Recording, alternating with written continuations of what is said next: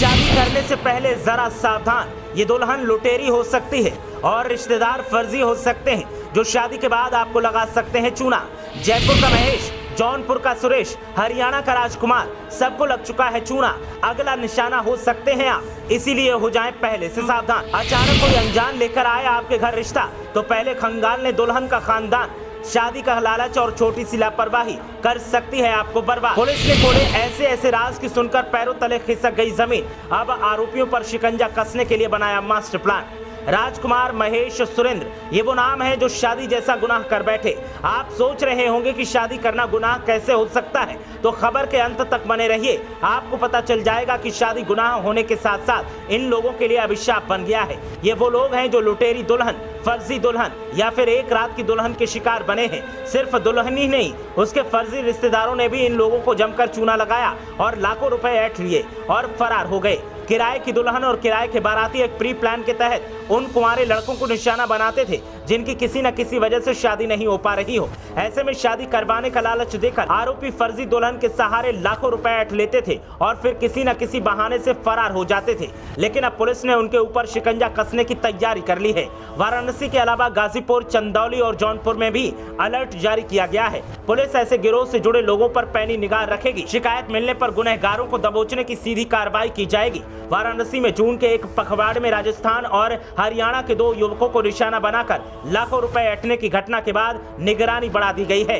किराए की दुल्हन और बारातियों के जरिए फ्रॉड करने वाले गिरोह के सुरेश ने पुलिस को बताया कि पहले ही कई युवक निशाने पर लिए जा चुके हैं। शिकायत पुलिस तक नहीं पहुंची, इसीलिए वो गुनाह करने के बाद भी बचते रहे। दोनों घटनाओं में किरदार अलग अलग थे। इससे साफ है कि कई गिरोह शादी का शौक रखने वाले युवकों को लूटने का काम कर रहे हैं। गिरोह फर्जीवाड़ा कर रुपए कमाने के साथ ही सिस्टम को भी झांसा दे रहे हैं। दुल्हन बनने वाली युवतियां कई नामों से आधार कार्ड बनवा कर घूम रही हैं। शादी के लिए कई युवतियों के फोटो दिखाए जाते हैं। चयनित होने पर दुल्हन, उसकी कथित मां और पिता के आधार कार्ड दिए जाते हैं। ये कार्य भरोसा दिलाकर मोटी रकम ऐंठने के लिए किया जाता है। शादी के बहाने ठगी करने का ट्रेंड नया है। गाजीपुर, चंदौली और जौनपुर पुलिस को अलर्ट किया गया है। इन जिलों में 5 साल में ऐसी घटना नहीं हुई है, लेकिन पुलिस को शक है कि यहाँ पर ऐसा हो सकता है। पुलिस की माने तो राजकुमार निवासी हासी कुतुबपुर जिला हिसार हरियाणा की 16 जून को खुशबू निवासी पांडेपुर से शादी हुई थी। दुल्हन पक्ष ने शादी करने के बहाने राजकुमार से 1.5 लाख रुपए ऐंठ लिए। विदाई के वक्त दुल्हन, उसके कथित रिश्तेदार बाथरूम के बहाने खिसक गए। मामला चौबेपुर थाने पहुंचा तो पुलिस गुनहगारों को बेनकाब कर पाई। जयपुर के युवक से भी 1,60,000 रुपए ऐंठ लिए गए। उसकी पूजा नाम की युवती से कोर्ट में शादी करवाई गई। विदाई के वक्त दुल्हन को न सिर्फ हटा दिया गया, बल्कि महेश से 1 लाख रुपए की डिमांड की गई।